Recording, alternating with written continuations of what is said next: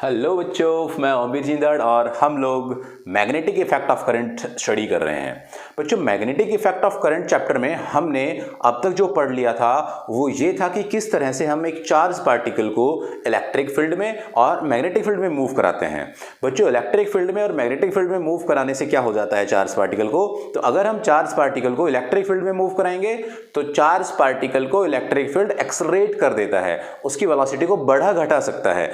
अगर हम लोग चार्ज पार्टिकल को मैग्नेटिक फील्ड में मूव कराएं तो मैग्नेटिक फील्ड में चार्ज पार्टिकल की डायरेक्शन, यानी कि अगर वो उसमें मूव करता है तो उसकी डायरेक्शन बेंडिंग हो जाती है, मुड़ जाता है वो, लेकिन वेलोसिटी पर कोई असर नहीं आता, उसकी स्पीड पे कोई चेंज नहीं आता। राइट, स्पीड उसकी सेम रहती है, बस उसकी डायरेक्शन चेंज हो जाती है। राइट, तो ये हमने सीख लिया था।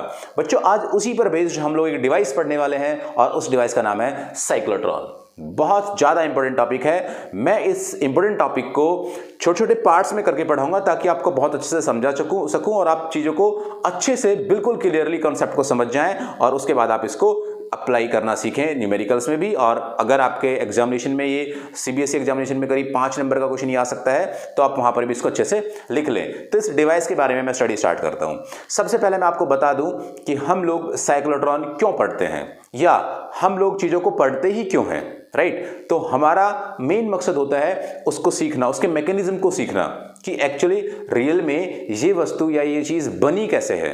राइट, जैसे मैं एक एग्जांपल लेता हूँ। मान लीजिए मेरे पास ये एक पेन है, ऑलराइट, और इस पेन के बारे में अगर मुझे स्टडी करना है तो मैं क्या करूंगा, इस पेन को स्टडी करने के लिए मैं क्या करूंगा, मैं इसको ऐसे देखूंगा, हाँ ये क्या सीन है, फिर मैं देखा अच्छा हाँ ये तो खुल गया, फिर इसको खोलने के बाद फिर क्या करूंगा, मैं इसको और खोलूंगा। जैसे हम अपने बचपन की बात करते हैं, बचपन में हमारे पास कोई खिलौना होता था तो हम क्या करते थे, उस खिलौने से पहले खेलते थे, तब तक खेला तब तक ठीक है, उसके बाद तब मन किया तो उसको तोड़ के देखा, उसको तोड़ते गए तब तक उसको तोड़ते रहते तब तक वो टूटना बंद नहीं हो जाता था। राइट, अगर हम उसको जैसे मान लीजिए हमने उसको तोड़ा तो हम एट पॉइंट पर पहुंचना चाहते थे कि एक्चुअली ये इसके अंदर छिपा क्या है ऐसा कि ये जो चलता है इसमें जो काम करता है। सेम बिल्कुल यही कहानी हो रही होती है साइंस में। रिसर्च करते समय या फिर साइंटिस्ट भी ऐसा ही कर रहे होते हैं कि किसी भी चीज़ की जब स्टडी करते हैं तो उसको तोड़ते हैं। जैसे पहले किसी पार्टिकल को तोड़ा होगा, मॉलिक्यूल बनाया होगा, मॉलिक्यूल को तोड़ा होगा, उसको तोड़ के एटम आया होगा, अब एटम को तोड़ा होगा, अब एटम को तोड़ने के बाद क्या मिला होगा, तो एटम के तोड़ने के बाद क्या मिला हमें, इलेक्ट्रॉन और न्यूक्लियस। अब बारी है न्यूक्लियस को तोड़ने की। अब अगर हम न्यूक्लियस को तोड़ना हो और वो नहीं टूट रहा हो तो हम क्या करें, हम कोई ऐसी चीज ले जो उसमें तेजी से टक्कर मारे, ऐसा हथौड़ा ले ताकि उसमें तेजी से टक्कर मारे, उसको तोड़ दे। तो एक बहुत तेज चलने वाले पार्टिकल हमें चाहिए जो उस चीज को तोड़ दे, और उसके लिए हमने डिवाइस पढ़ना पड़ता है साइक्लोट्रॉन। राइट, तो साइक्लोट्रॉन का मेन यूज क्या है, साइक्लोट्रॉन का मेन यूज या मेन इंट्रोडक्शन क्या है वो मैं आपको समझाता हूं। मेरी बात को ढंग से सुनना। कहता है it is a device, cyclotron एक डिवाइस है यूज्ड टू एक्सेलरेट, जिसको हम लोग एक्सेलरेट करने के काम में लेते हैं। एक्सेलरेट मतलब उसकी वेलोसिटी को बढ़ा देना, एक्सेलरेट चार्ज पार्टिकल्स। वो कहता है हम साइक्लोट्रॉन का यूज चार्ज पार्टिकल को एक्सेलरेट करने के लिए करते हैं। चार्ज पार्टिकल को एक्सेलरेट करने के लिए कौन कौन से चार्ज पार्टिकल, लाइक प्रोटॉन्स को हम लोग यूज कर सकते हैं, न्यूट्रॉन्स को हम लोग यूज कर सकते हैं, अल्फा पार्टिकल्स को हम लोग यूज कर सकते हैं। अब आपके दिमाग में एकदम से घंटी बजी होगी, यार यहां पर चार्ज पार्टिकल, इलेक्ट्रॉन के बारे में बात नहीं की, तब की इलेक्ट्रॉन के बारे में पढ़ाया, बहुत कुछ है, इलेक्ट्रॉन ये इलेक्ट्रॉन वो, बट यहां पर हमने इलेक्ट्रॉन की बात नहीं की। हाँ, आप बहुत अच्छा सोच रहे हैं, मैं इसका जवाब दूंगा। Like proton, neutrons, alpha particles etcetera to very high energy, और वेलोसिटी, बहुत हाई एनर्जी के साथ उन्हें एक्सेलरेट कराने के लिए हम जिस डिवाइस का यूज करते हैं वो डिवाइस है साइक्लोट्रॉन। अब मैं आपको ये वाला जवाब भी दे दूं कि हमने इलेक्ट्रॉन को क्यों यूज नहीं किया। क्या हम इलेक्ट्रॉन का एक्सेलरेट करा सकते हैं, तो आंसर हाँ, करा तो सकते हैं, बट हम कराते नहीं। क्यों, उसकी वजह सुनिएगा। बहुत छोटा सा पॉइंट है, बाकी आगे जाकर हम डिटेल में इसको पढ़ने वाले हैं। क्योंकि हमें अगर एक न्यूक्लियस को तोड़ना है तो हमारे पास एक दूसरा न्यूक्लियस है। राइट, अब हम दूसरे न्यूक्लियस को यहां से लेके जाते हैं, या हमने क्या किया, एक न्यूक्लियस को तोड़ना था, बेसिक से समझते हैं। हमने एक न्यूक्लियस को तोड़ना था, इस न्यूक्लियस को तोड़ने के लिए हमने एक एटम भेजा, इसको टक्कर मारी तो क्या हुआ, एटम टूट गया। हाँ, एटम टूट गया। अगर हम न्यूक्लियस को तोड़ा, हमने क्या किया, यहां से न्यूक्लियस भेजा, यहां से एक न्यूक्लियस भेजा, या हमने एक इलेक्ट्रॉन भेजा, पहले इलेक्ट्रॉन को भेजते हैं, हमने एक इलेक्ट्रॉन यहां से भेजा, तब हमने एक न्यूक्लियस को तोड़ने के लिए इलेक्ट्रॉन भेजा, तो क्या हुआ, वो जाके से चिपक गया, और इतना हल्का था कि जैसे उससे जाके चिपक जाता है, तोड़ने की तो बात दूर। अगर हम लोग एक न्यूक्लियस को तोड़ना चाहते हैं तो दूसरे न्यूक्लियस को ले जाएंगे तो क्या होगा, हम ऐसे भेजेंगे, रिपेल करके वापस, फिर भेजेंगे, फिर वापस। तो हम क्या चाहते हैं कि इस न्यूक्लियस से बहुत तेज तगड़े वाला धक्का लगे ताकि उसे जाके टकराए और टकरा के तोड़ भी दे। उसके लिए हमें चाहिए होता है साइक्लोट्रॉन डिवाइस। किस प्रिंसिपल पर बेस्ड है ये साइक्लोट्रॉन डिवाइस, यानी कि साइक्लोट्रॉन अगर हमें बनाना हो तो उसके लिए क्या प्रिंसिपल चाहिए होंगे, तो हमें दो चीजें चाहिए होंगी। या पहले तो हमें एक ही चीज चाहिए, क्या कि हम कोई ऐसा जुगाड़ कर लें कि चार्ज पार्टिकल बहुत तेज एक्सलेट करे। और मैंने बताया कि हमने इलेक्ट्रिक फील्ड और मैग्नेटिक फील्ड की नॉलेज ले ली थी कि इलेक्ट्रिक फील्ड हमेशा चार्ज पार्टिकल की वेलोसिटी को बढ़ा देता है, चार्ज पार्टिकल को एक्सलेट करा लेता है अलोंग इस डायरेक्शन।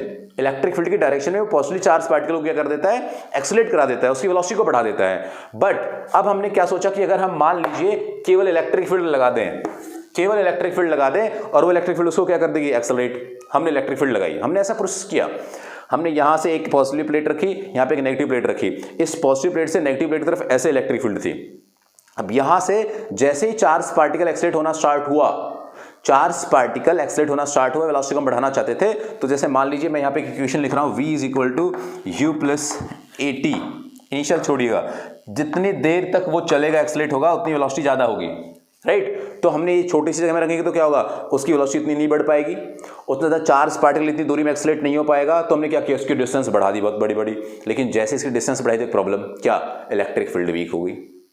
क्योंकि इलेक्ट्रिक फील्ड वीक क्यों होगी, क्योंकि हमने पढ़ा हुआ है formula v is equal to E into D, कि भाई साहब अगर आप पोटेंशियल फिक्स रखते हैं और डिस्टेंस को बढ़ा देते हैं तो इलेक्ट्रिक फील्ड क्या हो जाएगी, कम। अगर हम इनकी दूरी बढ़ा दें प्लेट की तो इलेक्ट्रिक फील्ड कम, और अगर हम इनको नजदीक रखें तो वो उतनी तेज एक्सेलरेट नहीं हो सकता कि एक प्रॉपर वेलोसिटी में मिल जाए।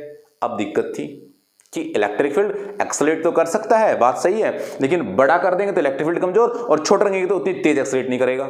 तो क्या किया जाए, तो हमने सोचा कि इलेक्ट्रिक फील्ड तो स्ट्रांग ही रखेंगे, इलेक्ट्रिक फील्ड तो स्ट्रांग रखेंगे, लेकिन एक चार्ज पार्टिकल को ऐसे घुमा लेते हैं इसके अंदर, और इसके अंदर घुमा घुमा के सब कोई चीज फेंकते थे ऐसे घुमा घुमा के और फिर फेंकते हैं, राइट। वही यहाँ पे पैटर्न यूज किया गया कि हम चार्ज पार्टिकल को इलेक्ट्रिक फील्ड में घुमा लेंगे और जिससे क्या होगा, उसकी वेलोसिटी बढ़ती जाएगी बढ़ती जाएगी बढ़ती जाएगी, बहुत ज्यादा हो जाएगी।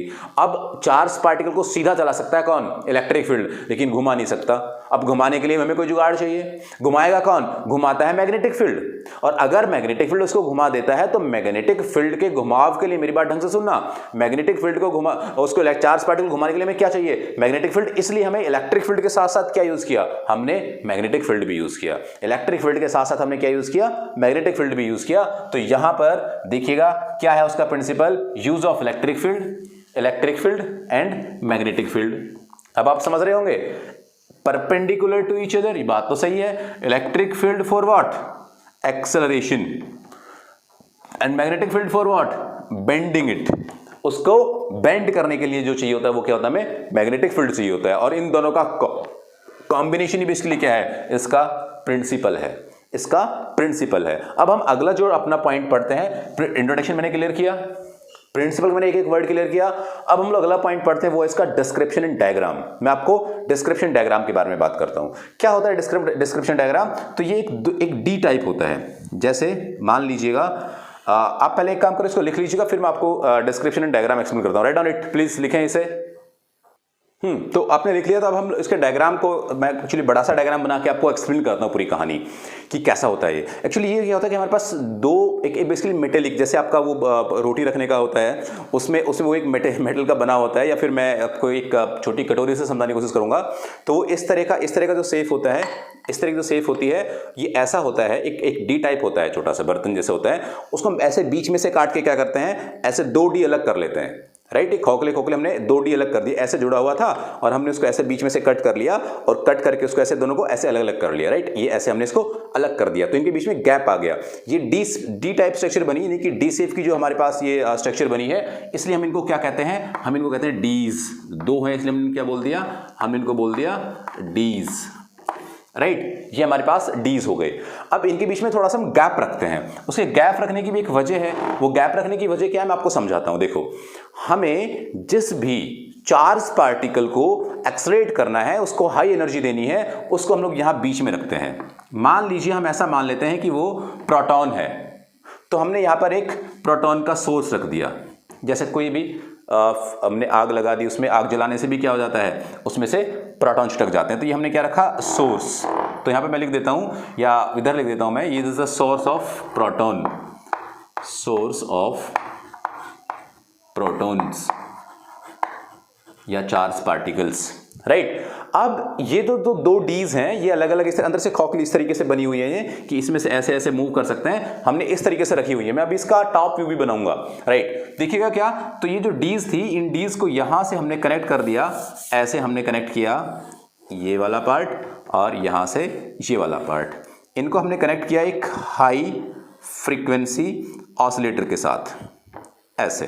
फिर से इसको हम क्या कहते हैं, इसको हम कहते हैं HF oscillator, means high frequency oscillator. इस हाई फ्रीक्वेंसी ऑसिलेटर का क्या काम होता है हम एक्सप्लेन करेंगे।